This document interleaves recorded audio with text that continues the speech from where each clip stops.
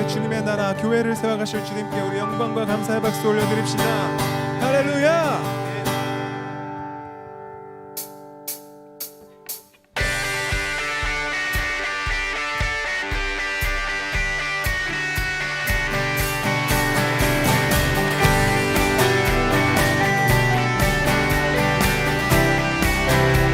주 신실하신 놀라워, 주 신실하신 놀라워,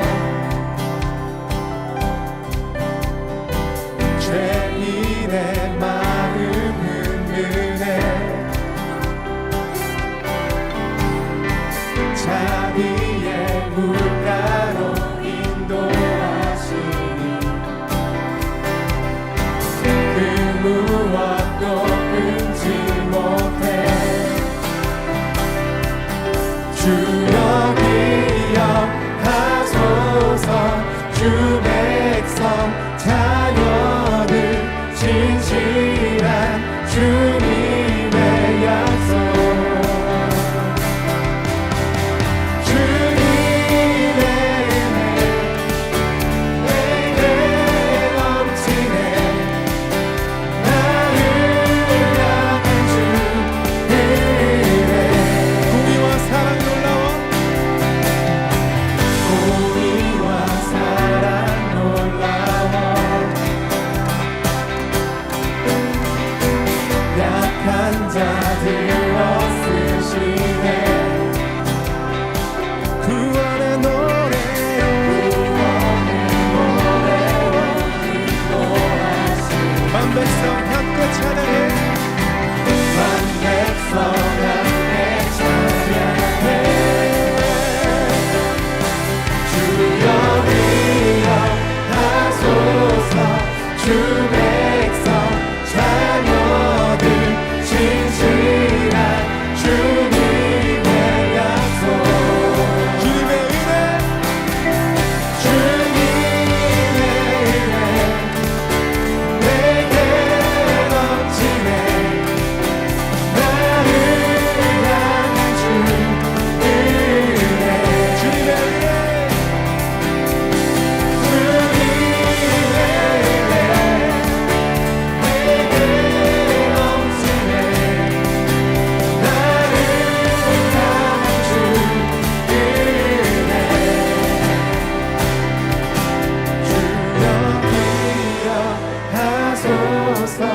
주 백성 자녀들 진실한 주님의 약속. 주여 기억하소서. 주 백성 자녀들 진실한 주님의 약속. 주님의 은혜 내게 넘치네. 나를 향한 주 은혜. 주님의 은혜 내게 넘치네. 나를 향한 주 은혜. 다시 한번 주님의 은혜, 주님의 은혜 내게 넘치네. 나를 향한 주 은혜. 마지막으로 고백합니다. 주님의 은혜, 주님의 은혜 내게 넘치네. 나를 향한 주 은혜.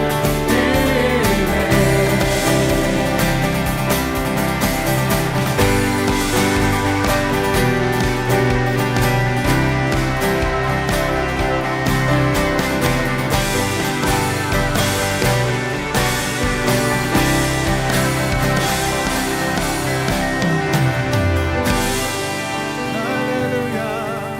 주의 신실하심 찬양해. 주님께 영광 존귀 찬양 드려.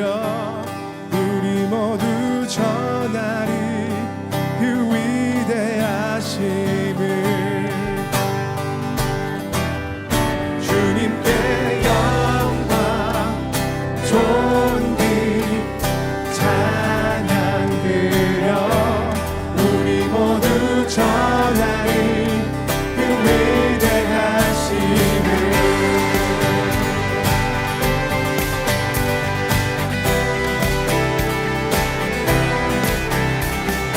주님의 그 놀라우신 사랑을 전하며 살아가길 원합니다.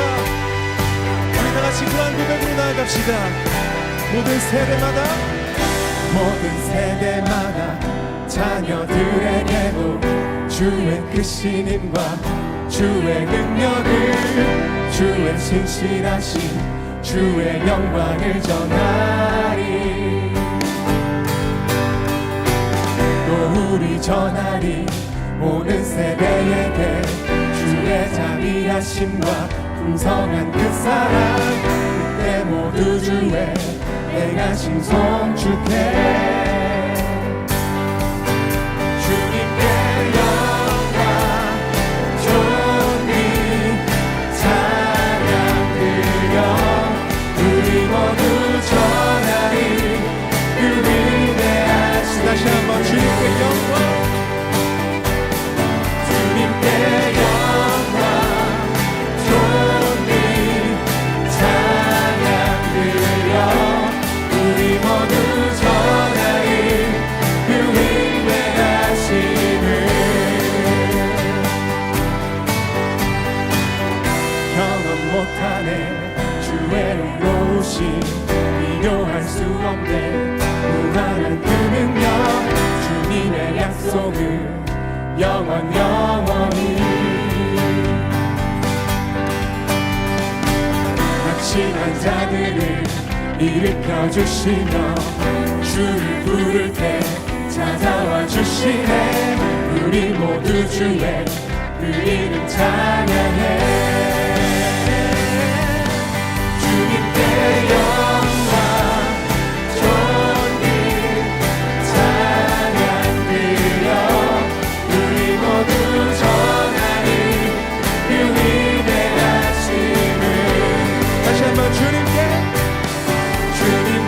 영광 존귀 찬양 드려 우리 모두 전하리 그 위대하심을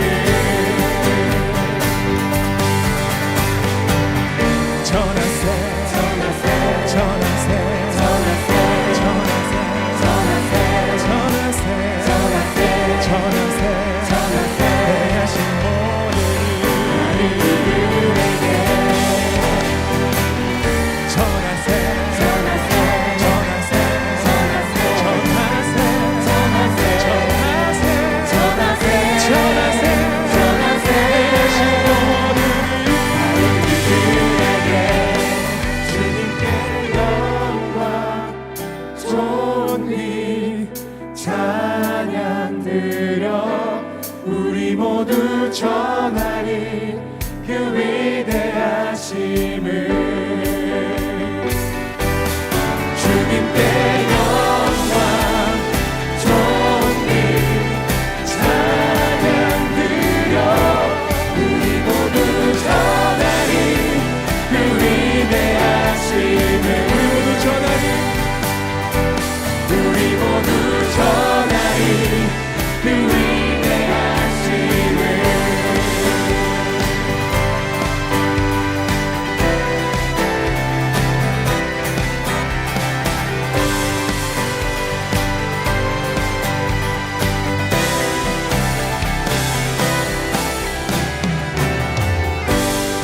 할렐루야. 모든 세대가 주님을 알 때까지 멈추지 않고 나아가겠다고 고백하며 우리 주님께 영광과 감사의 박수 올려드립니다. 할렐루야.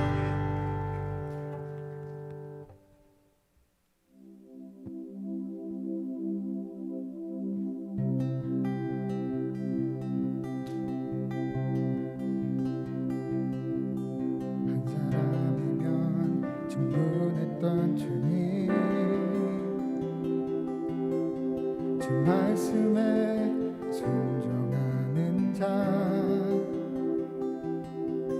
한 걸음마다 하나님 말씀을 지하여 주님의 마음에 동참하는 자,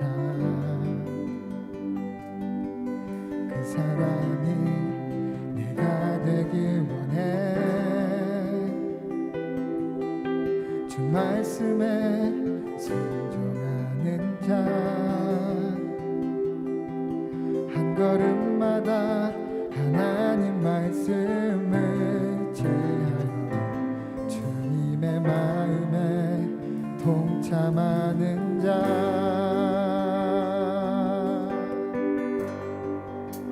나를 향한 계획 주님이 잘 아시네. 주를 향한 나의 삶 전심으로 주께 경배해. 주님의 뜻 선하시며 언제나 함께 하시네. 주를 향한 나의 맘 몸만 다해 주를 신뢰해.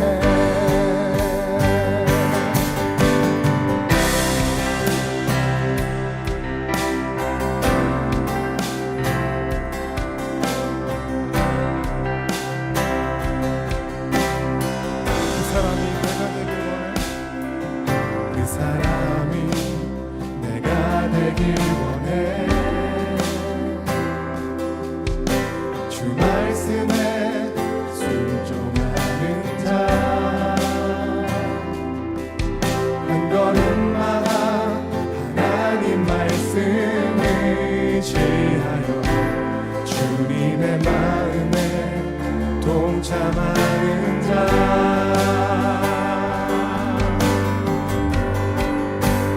나를 향한 계획 주님이 잘 아시네. 주를 향한 나의 삶 전심으로 주께 경배해. 주님의 뜻 선하시며 언제나 함께 하시네. 주를 향한 나의 맘 온 맘 다해 주를 신뢰해.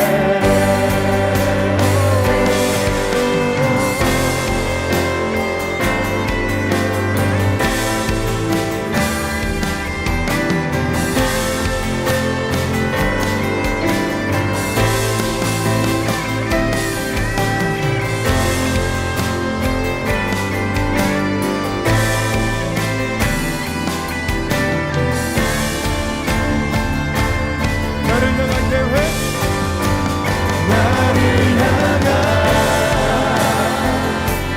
계획 주님이 잘 아시네. 주를 향한 나의 삶 전심으로 주께 경배해. 주님의 뜻 선하시며 언제나 함께 하시네. 주를 향한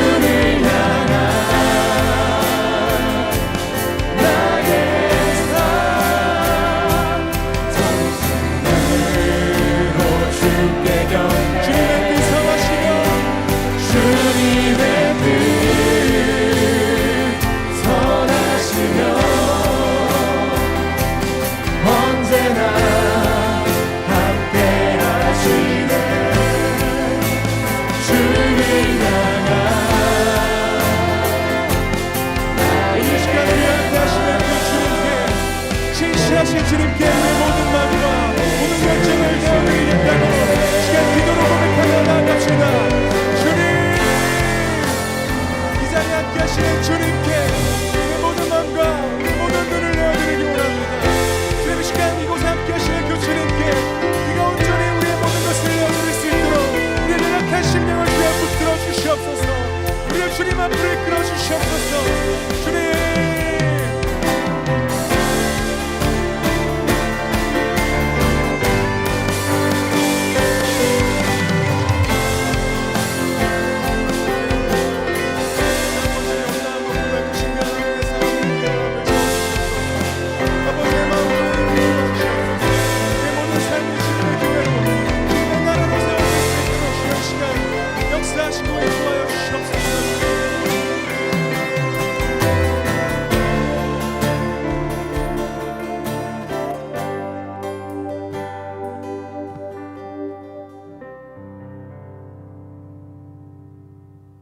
잘 챙기시길 바랍니다.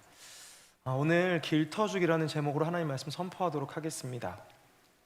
여러분 혹시 계양구 최고 맛집이 어딘지 알고 계신가요? 어렵죠. 제가 계양구 10년 넘게 사는데 계양구 하면 떠오르는 맛집이 별로 없더라고요. 저는 이제 조스떡볶이라고 생각하고 살고 있는데 친구가 왔을 때 우리 동네 맛집이 조스떡볶이야 이렇게 말할 수는 없잖아요. 그렇죠? 그래서 계양구 맛집이 어딘가 아직도 고민하고 있어요. 다른 동네에서는 저희 동네 맛집 중에 하나가 부대찌개랑 무슨 중국집이 있대요. 네, 아세요? 그렇죠. 우리는 잘 모르는데 다른 동네는 어떻게 우리 동네 맛집을 알까? 사람마다 자기가 알고 있는 아주 소중한 맛집이 있습니다. 혹은 이제 그 음식점이 아니지라도 카페라든지 어떤 핫플레이스 같은 게 있어요. 굉장히 좋아하는 장소인데 이게 유명해진다면 좀 싫지 않나요? 네, 개인적인 바람으로서 내가 좋아하는 가게가 장사가 잘 되고 혹은 이 장소가 많은 사람들에게 이렇게 알려지는 것이 좋긴 하지만 너무 많은 사람들이 와서 내가 갔을 때 그 장소를 사용할 수 없거나 그 장소의 어떤 맛이라든지 컨셉이라든지 분위기가 변하는 것은 우리가 좀 싫은 것 같아요. 문화라는 게 좀 그런 독특한 면이 있는 것 같아요. 남들과 좀 다르고 싶은데 이걸 자랑은 하고 싶고 그런데 그걸 또 공유하고는 싶지 않은 이상한 문화가 우리 안에 있는 것 같습니다. 혹시 교회엔 이런 게 없을까요? 교회를 다니면서 신앙을 가지고 있으면서 나만 즐기고 싶은 혹은 나만 했으면 좋겠는 그런 것들이 없는지 오늘 이 설교를 통해서 한번 돌아보기를 바랍니다. 성경을 보면 소제목이라는 것이 있습니다.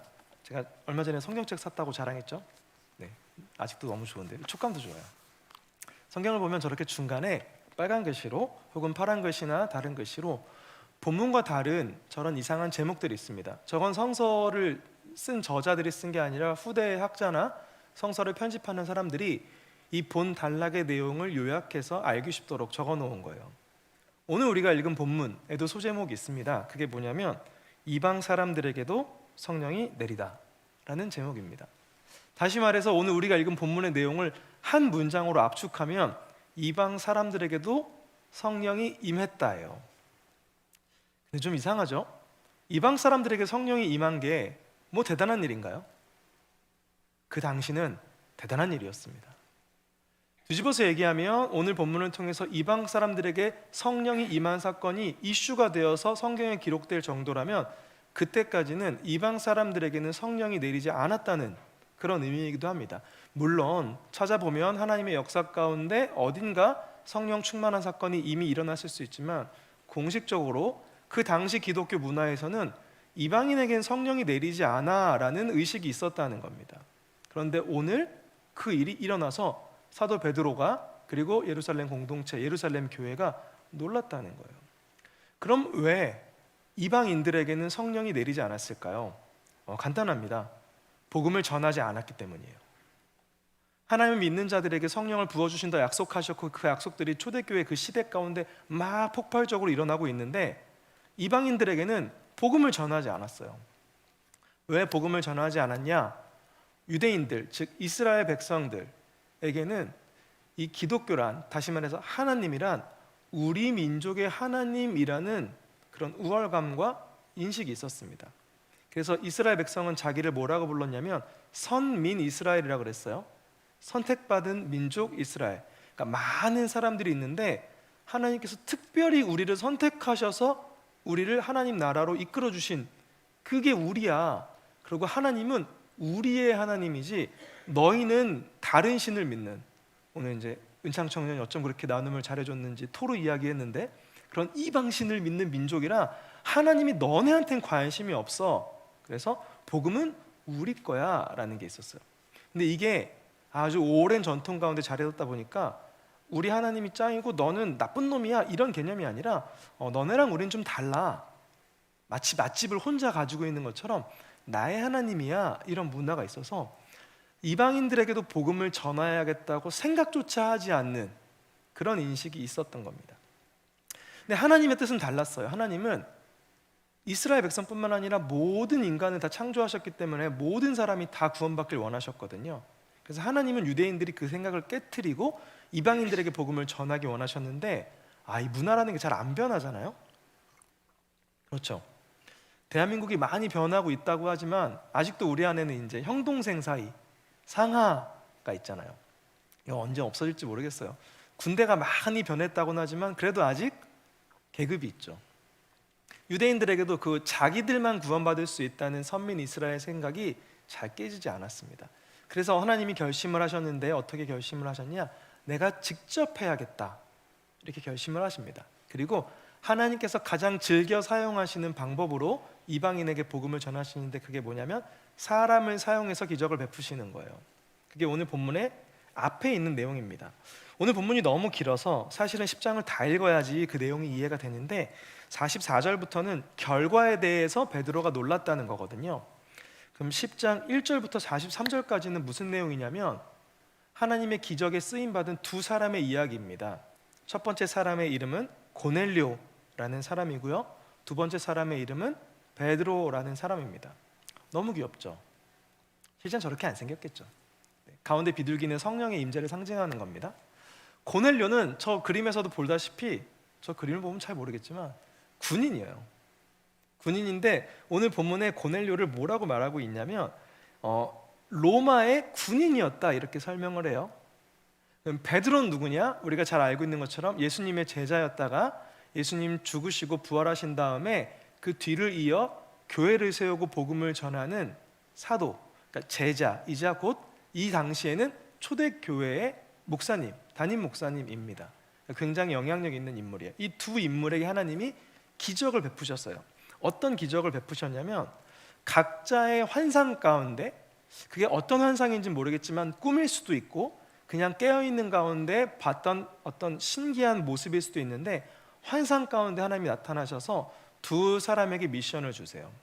첫 번째, 고넬료에게는 뭐라고 말씀하시냐면 요빠라는 곳에 가서 베드로라는 사람이 있는데 그 사람을 모셔다가 말씀을 듣고 은혜를 받아라, 이렇게 얘기하시고, 반대로는 베드로에게는 가서는 의미적으로는 같은데 내용이 조금 다른 걸 보여주시는데 하늘에서 어떤 보자기 같은 게 내려오는데 그 당시 유대인들이 더럽다고 생각해서 먹지 않는 음식의 종류가 있었어요.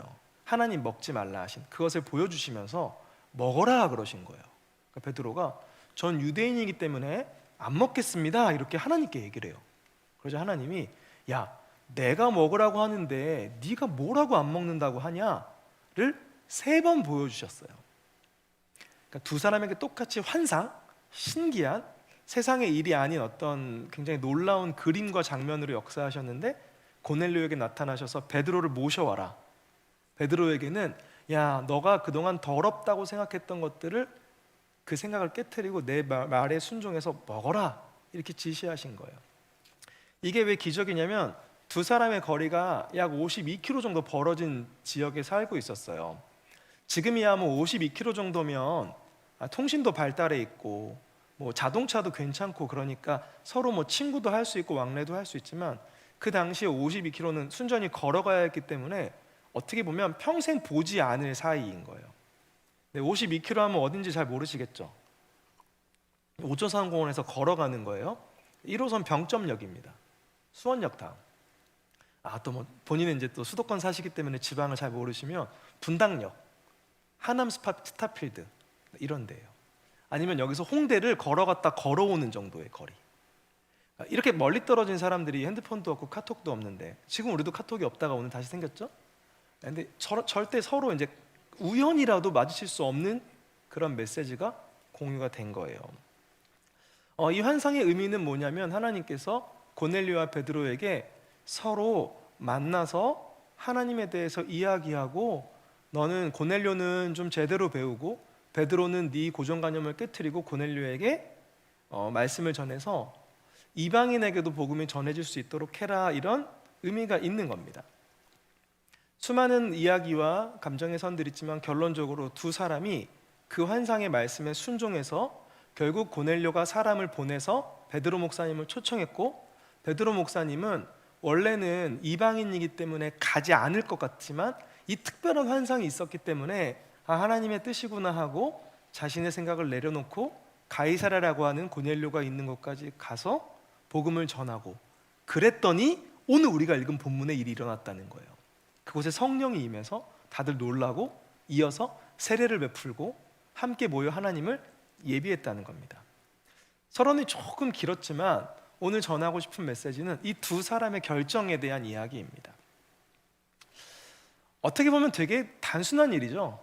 한 사람이 한 사람을 초청하고 그 한 사람이 그 사람의 초청에 응답해서 가서 예배를 드리는 것뿐이에요. 오늘로 치면 우리가 다른 목사님을 좀 모셔서 은혜를 받자 해서 어디 유명하다고 얘기하는, 말씀을 잘 전하시고 내용이 좋다고 하는 분에게 연락을 해서 우리 공동체에 와서 좀 설교해 주세요 해서 와서 설교하시고 참 좋았더라, 이런 내용입니다. 근데 이게 뭐 기적이라고까지 할 게 있나요? 이 두 사람이 어떤 사람인지 알면 이게 왜 기적인지 우리는 알 수 있습니다. 첫 번째, 고넬료가 이 환상에 순종해서 요바라는 곳에 사람을 보내서 베드로 목사님을 모셔오는 건 어려운 일입니다. 왜냐하면 오늘 10장 1절 말씀에 고넬료에 대해 설명하는데, 가이사랴에 고넬료라는 사람이 있었는데 이탈리아 부대라는 로마 군대의 백부장이었답니다. 쉽게 말하면 이 사람은 로마의 군인이었는데, 로마의 군인이라는 게 어떤 의미냐면 그 당시 이스라엘이 로마의 지배를 받고 있을 때예요. 그러니까 이 고넬료라는 사람 입장에서는 로마 사람인데 자기가 지배하는 민족의 목사님을 모셔서 설교를 들어야 되는 거예요. 사회적 직급으로 치면 이 사람은 거들떠도 보지 않은, 말 한 번 섞기도 힘들고 마음만 먹으면 고넬료가 그냥 죽일 수도 있는, 그러니까 상대하기조차 조금 불편한 정도의 그런 아주 계급 차이가 많이 나는 사람이었어요. 그냥 로마의 군인이라는 것만으로요. 근데 여기서 이 사람은 백부장이랍니다. 백부장은 100명의 군인을 통솔하는 사람이에요. 근데 당시 백부장이라는 거는 군인으로서 우리가 어느 조직이나 낙하산이 있잖아요. 그러니까 태어났는데 아버지가 엄청 잘 나가면 위에서부터 이렇게 넌 여기 가서 일해 이렇게 꽂아주잖아요. 근데 백부장은 밑에서부터 올라갈 수 있는 최고 직급입니다. 우리로 치면 이등병으로 입대해서 올라갈 수 있는 최고 권력자인 거예요. 이걸 다른 말로 하면 뭐냐면 이 사람이 실력도 있고 인맥도 있고 경험도 있고 지지도도 있는, 경력도 있는 그런 사람이라는 겁니다. 그러니까 철없는 사람, 그냥 누가 꽂아줘서 그냥 태어난 것으로 막 이렇게 허세를 부리는 사람이 아니라 그 지역에서 인정받는 군인이었다는 거예요. 아쉬울 게 없는 사람, 힘을 가지고 있는 사람, 아무것도 모르는 철없는 풋내기가 아니라 경험이 풍부한. 근데 그 사람이 일하는 지역이 가이사라라고 하는데, 가이사라는 그때 어떤 지역이냐면 로마가 유대의 행정 수도로 임명한 도시입니다. 즉 로마가 이스라엘을 다스리면서 이 지역을 좀 개발해야겠다고 힘을 싣고 있는 지역의 백부장, 오늘날로 치면 아주 중요한 부대의 중직자인데 경험이 풍부하고 인맥도 있고 실력도 있는 사람, 우리로 치면 이런 표현이 맞는지 모르겠는데 만나보기 힘든 분이라는 겁니다. 근데 그런 분이 저기 어디 시골의 작은 교회에 목사님을 모셔다 말씀을 들어야 되는 거예요. 자신의 사회적 지위를 내려놔야 하는 겁니다. 물론 성경은 이 고넬료라는 사람이 하나님을 경외하는 좋은 성품의 사람이라고 했기 때문에 겸손했겠죠. 좋은 사람이었겠죠. 그러니 얼마든지 그 목사님을 초청할 수 있겠지만 뭐 그 사람이 내가 다스리는 나라의 사람이든 그 사람이 지금 말하는 그 기독교라는 종교가 얼마 세력도 얼마 안 되는 종교든 상관없이 아니 나는 그렇게 하고 싶어 이렇게 결정할 수 있지만 주변의 시선도 문제인 거예요. 야 네가 그러면 어떡해? 그럼 로마 군인이 뭐가 돼? 이런 불편함까지도 다 고려해야 할 수 있는 고려해야 하는 사람이라는 거예요. 심지어 이 사람은 2절에 뭐라고 나와 있냐면 경건한 사람으로 온 가족과 더불어 하나님을 두려워하며 유다 백성들에게 자선도 베풀고 하나님께 늘 기도하는 사람이었다고 합니다. 이 문장이 전 이렇게 들리더라고요. 굳이 베드로 목사님 모셔오지 않아도 예수 잘 믿는 사람. 그러니까 오늘 고넬료는 조금 불편한 하나님의 명령을 들은 거예요. 인간적으로도 내가 그래도 가이사라 로마 군대의 백부장인데 어떻게 내가 다스리는 나라의 이름도 없는 저런 흔히 말해서 이제 반역자의 우두머리를 모셔와서 설교를 듣지 하는데 필요성도 못 느끼는 거예요. 난 지금도 괜찮은데. 근데 고넬료가 이 모든 생각을 다 포기합니다. 왜? 하나님이 그렇게 하라고 하시니까. 우리라면 할 수 있을까요? 만약 이 공동체에 제가 어느 분을 모셔서 설교를 듣는데 이런 표현은 좋을지 모르겠지만 우리 청소년부의 학생 하나를 모셔다가 설교를 하라 그러면 여러분 그거 들으면서 은혜롭다 이렇게 할 수 있을까요?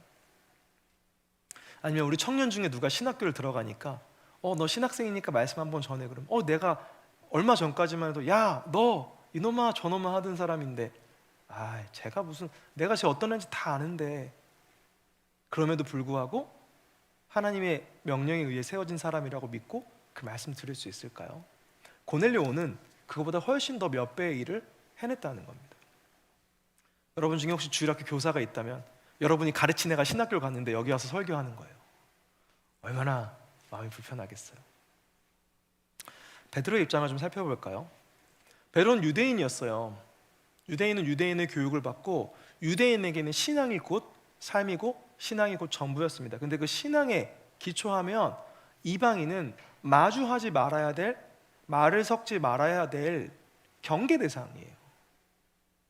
좀 혼란스럽죠.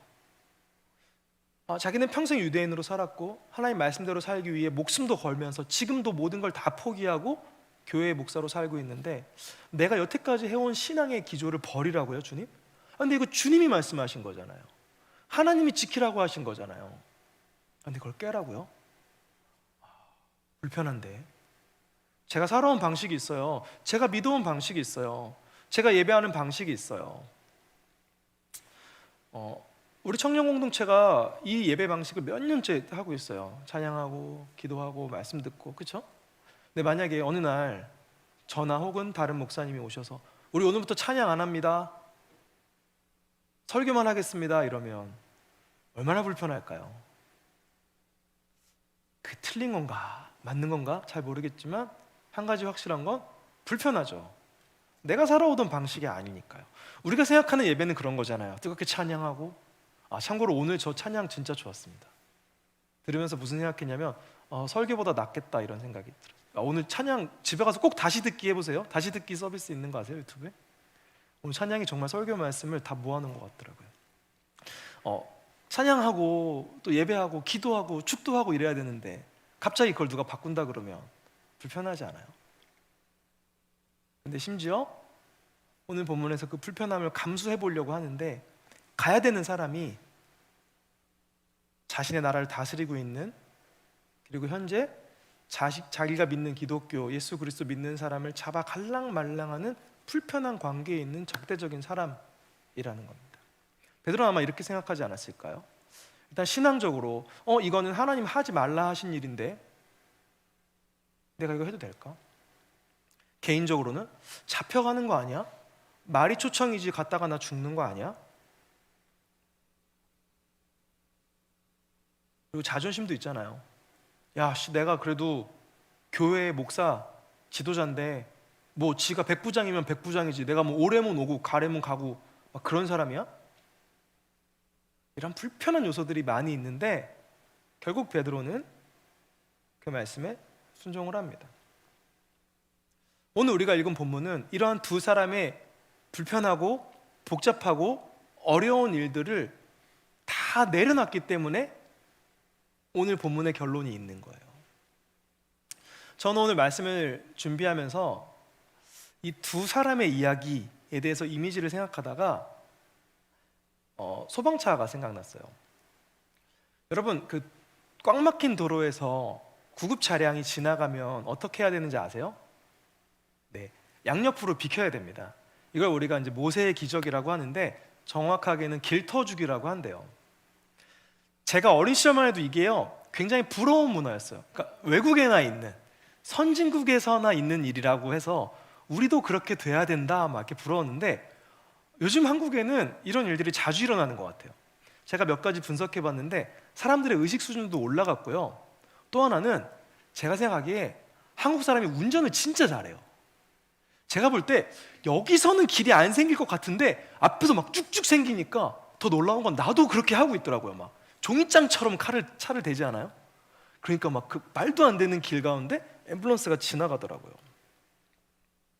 저는 오늘 이 두 사람의 이야기가 꽉 막힌 도로 같더라고요. 자기 생각으로, 자기가 살아온 문화로, 자기의 사회적 지위와 관계와 공동체의 문제들로 절대 길이 생길 것 같지 않았던 꽉 막힌 도로 같았어요. 근데 하나님 말씀하시는 거예요. 네 생각과 네가 살아온 인생 알겠고 네가 뭐라고 생각하는지 네가 어떻게 살고 싶은지 알겠는데 내가 지금 저기 가고 싶다.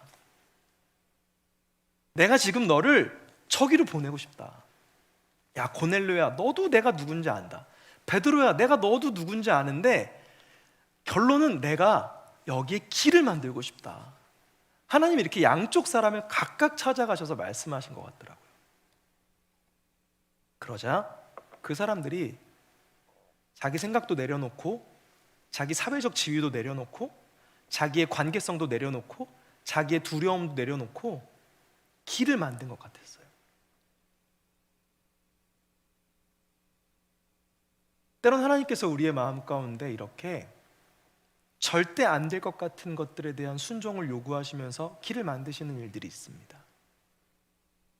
주님 제가 이것만큼은 진짜 못해요. 주님 제가 목사인데 어떻게 이렇게 합니까? 주님 제가 이것만큼은 못해요. 저는 이런 사람이잖아요. 이것만큼은 포기할 수 없어요 하는데 하나님이 참 그러니까 그걸 좀 포기하지 않을래? 이렇게 말씀을 하시더라고요. 여러분 가운데에도 하나님이 이런 요청을 하실 수 있습니다. 봄이야 내가 네 고집 알고 내가 네 스타일 알고 내가 네 상황 알아. 근데 이거 한번 해보지 않을래? 승원아 내가 너 어떤 직업인지 알고 네 경제적 사정 알고 너의 미래의 꿈도 알아. 근데 이거 포기해 줄 수 없겠니? 이렇게 말씀하신다는 거죠. 그리고 여러분이 그 하나님의 음성에 순종하여 그것을 내려놓을 때 그곳에 하나님이 걸어가고 싶어 하시는 길이 생긴다는 겁니다.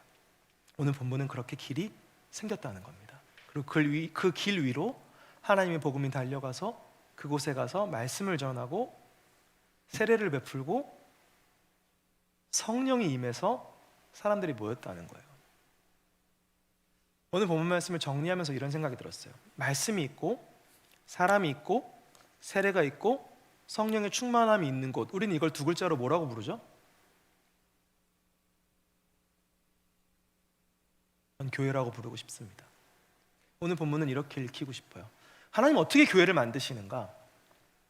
말도 안 되는 상황 가운데 거리도 멀고 문화도 다르고 인물도 다르고 사정도 다른 그 곳에 하나님 어떻게 교회를 만드시는가?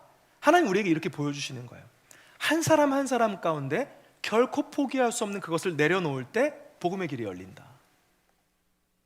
우리가 볼 때는 쟤는 안 돼요, 얘는 안 돼요, 여긴 안 돼요, 이 환경에서는 안 돼요, 저 사람이랑은 안 돼요, 이런 방식으로는 안 돼요 라고 말할 때 하나님이 너 그 생각 좀 내려놓지 않을래? 하나님, 제까진 모르겠어요. 저는 안 돼요. 전 이건 죽었다 깨나도 안 돼요. 전 늦게 일어나면 머리 안 감은 채로 교회 갈 수 없어요. 전 온라인 드리겠습니다. 전 정말 깨끗한 아름다운 청년의 이미지거든요. 하나님 말씀하시는 것이, 그냥 가지 않을래? 아무도 너에게 관심이 없어. 전 이건 진짜 못 내려놔요. 하나님, 이 시간만큼은 제 시간이에요. 저 일주일 내내 정말 열심히 일했어요. 주님, 제가 이 시간은 제가 사랑하는 사람과 보내는 데이트 시간이에요. 저도 결혼해야죠. 주님, 제가 진짜 돈이 필요해요. 이 시간만큼은 일해야 돼요. 주님, 제가 건강이 안 좋은 거 아시죠? 제가 이 시간만큼은 정말 쉬어야 돼요. 주님, 제가 공부할 때인 거 아시죠? 자격증 따야 돼요. 주님이 모르시는 게 아니거든요. 이렇게 말씀하시는 거죠. 내년에 임원해보지 않을래? 내년에 리더하지 않을래? 우리 함께 예배하지 않을래? 목장 가지 않을래? 전도하지 않을래? 주님, 제 사정 아시잖아요. 저 힘든 거 아시잖아요. 알지. 근데 나는 지금 그 길이 필요한데, 네가 그걸 내려놔야, 네가 그걸 포기하고 순종해야 길이 생기는데. 오늘 본문은 다시 말하면 하나님이 어떻게 교회를 만들어 가시는가에 대한 이야기라고도 볼 수 있어요. 어떻게요? 각 사람 가운데 가지고 있는 고정관념과 사회적 지위와 경제적인 문제와 감정적인 문제를 다 내려놓을 때 그곳에서 하나님이 일하신다는 거예요. 교회가 그렇게 만들어진다는 거예요. 이 질문을 반대로 우리 공동체에게 전하고 싶어요. 우린 교회잖아요. 그럼 이렇게 물어보고 싶어요. 우리 교회는 어떻게 세워가야 할까요? 우리는 이미 교회인가요? 우리 안에 하나님에 대한 이야기가 있고, 세례가 있고, 성령의 충만함이 있고, 복음을 향한 갈망이 있나요?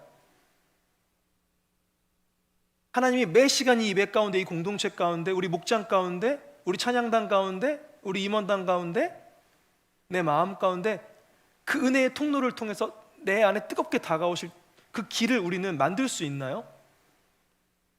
만들고 있나요? 여러분이 가지고 있는 그 고정관념을 내려놓을 수 있나요? 아니, 우리는 공동체는 그렇게 내려놓고 있나요? 제 자신에게도 물어봤습니다.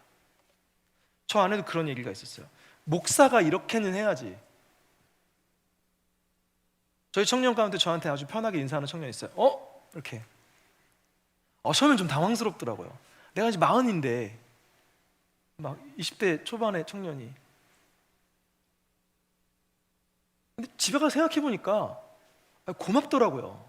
제가 뭐라고 저한테 인사를 해줘요. 그렇지 않아요? 그 사람만의 사랑의 방식이고 인사의 방식이더라고요. 불편한 건 나지 그 친구는 아니더라고요. 혹시 우리 가운데 그런 마음 있나요? 내가 선배인데, 내가 교회 좀 오래 다녔는데 쟤는 뭐지? 새로운 애가 왜 이렇게 설치지? 날뛰지? 우리가 진짜 교회가 되어야 한다는 건 뭘까요? 그런 것들이 다 없을 때 우리가 정말 하나님께서 복음으로 통해서 쭉쭉 걸어가시는 길을 내는 그런 공동체가 될 수 있다는 거예요. 우리 DOC가 정말 좋은 교회로 세워지기 위해서 뭘 해야 할까요? 오늘 본문은 우리에게 이렇게 얘기합니다. 네가 가지고 있는 그것을 내려놓아라. 너의 생각, 너의 고집, 너의 사정, 너의 여건을 하나님 앞에 내려놓을 때 그 내려놓음으로 인해서 길이 열리고 하나님은 그 길 위에서 교회를 세워가신다. 저는 우리가 그런 공동체가 되길 원합니다. 9월 첫째 주에 창립 기념일을 맞이해서 여러분에게 이렇게 말씀드렸어요. 우리가 이 교회의 다음 세대다. 여러분, 교회를 어떻게 만들어갈지 꿈을 꾸십시오. 이제 한 달이 좀 더 지났잖아요. 여러분, 혹시 이 교회를 교회다운 교회로 만들기 위해 꿈을 꾸고 계신가요? 아니면 그냥 와서 예배 드리고 난 예배 드렸어 하는 마음으로 돌아가서 난 교회 다녀, 난 죽으면 천국 가고 복 받을 거야, 이런 생각을 가지고 계신가요? 여러분, 다시 한번 여러분에게 요청합니다. 여러분, 좋은 교회를 만들기 위해 노력하십시오. 하나님 그것을 위해 여러분을 이 온누리교회에 부르셨고, 혹 여러분이 어떠한 사정에 의해서 교회를 옮기시게 된다면 그 교회에 그 일을 하라고 보내신 겁니다. 여러분이 가는 모든 곳에서 여러분이 가지고 있는 고정관념과 여러분의 고집과 여러분의 자존심과 여러분의 캐릭터와 여러분의 생각, 여러분의 필요를 내려놓을 때 그곳에 하나님이 일하실 수 있는 길이 열려서 그 길을 통하여서 그곳이 하나님이 원하시는 진짜 교회가 될 겁니다. 저는 여기 모인 모든 청년들이 이곳에 그 길을 만드는 그런 청년들이 되기를 간절히 바랍니다.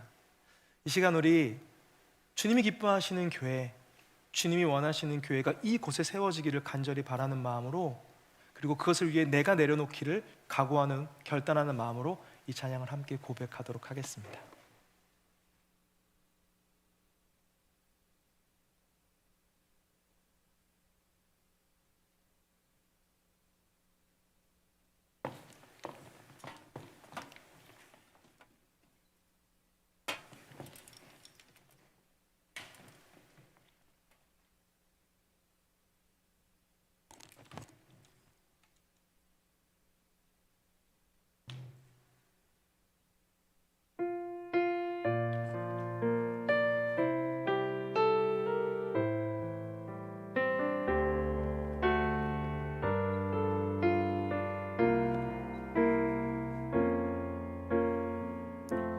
진정한 예배가 숨쉬는 교회, 주님이 주인 되시는 교회, 믿음의 기도가 쌓이는 교회, 최고의 찬양을 드리는 교회. 말씀이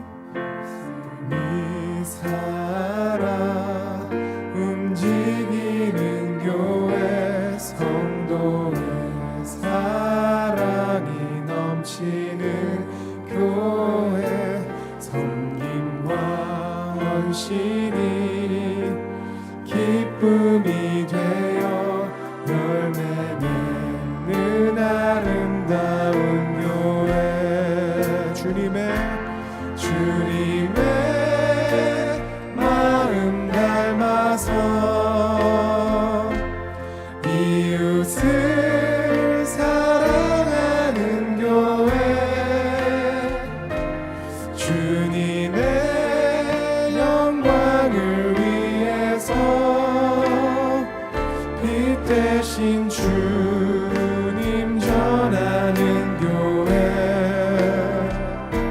사랑의 불꽃이 활짝 피어나 날마다 사랑에 빠지는 교회, 주께서 사랑하는 우리 교회가 이런 교회 되게 하소서. 진정한 예배가 숨쉬는 교회, 진정한 예배가 숨쉬는 교회, 주님이 주인 되시는 교회, 믿음의 기도가 쌓이는 교회, 최고의 찬양을 드리는 교회. 말씀이 살아 움직이는, 말씀이 살아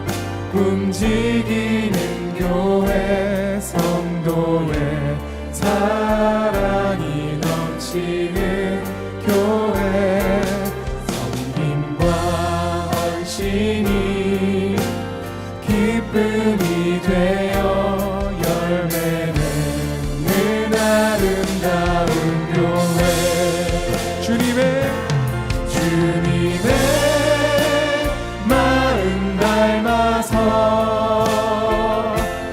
이웃을 사랑하는 교회, 주님의 영광을 위해서 빛 대신 주님 전하는 교회, 주님의 마음 닮아서, 주님의 마음 닮아서 이웃을 사랑하는 교회, 주님의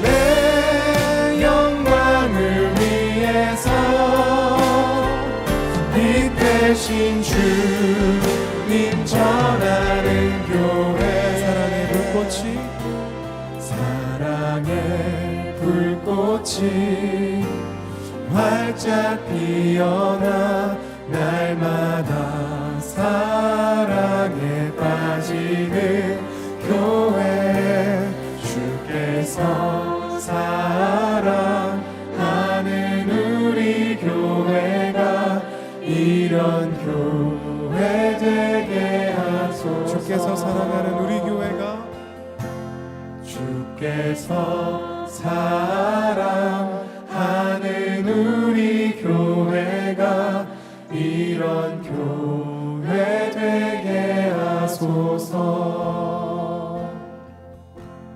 하나님, 오늘 우리가 읽었던 고넬료와 베드로의 이야기는 그것이 교회가 아닌 사회였다면, 세상이었다면, 회사였다면 아마 이루어지지 않는 이야기였을 것입니다. 주님, 우리가 오늘 본문 말씀을 통하여서 교회가 무엇이 달라야 하는지 깨닫게 하여 주시옵소서. 세상에서는 결코 공유할 수 없는 문화가 있지만 교회엔 그런 것이 없다. 하나님 원하시면 그것이 무엇이든 다 내려놓을 수 있다. 우리 청년들이 그 마음을 품고 살아가게 하여 주시옵소서. 무슨 직업을 가지고 있던, 얼마의 돈을 가지고 있던, 어떠한 외모이건, 어떠한 집안이건, 어떠한 학교이건, 어떠한 성격이건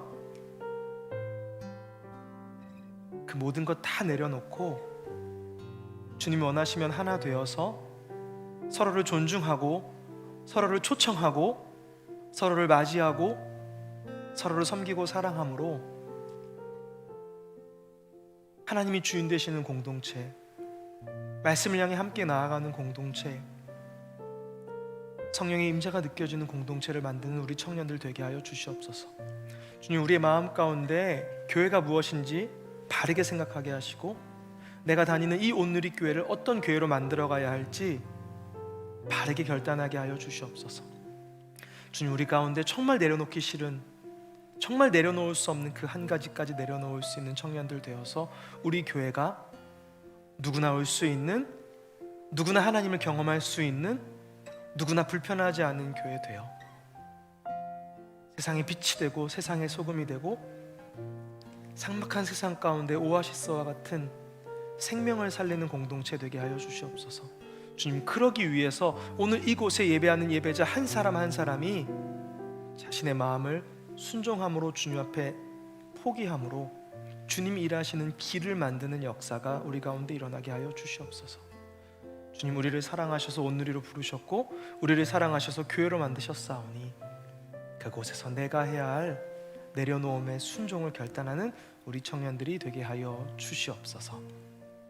이 시간 이곳에 함께하는 모든 이들 위에 여호와께서 복을 주시고 항상 지키시며 주님의 얼굴 비추사 은혜와 평강 베푸시기를 성부와 성자와 성령의 이름으로 간절히 축복하노라. 아멘.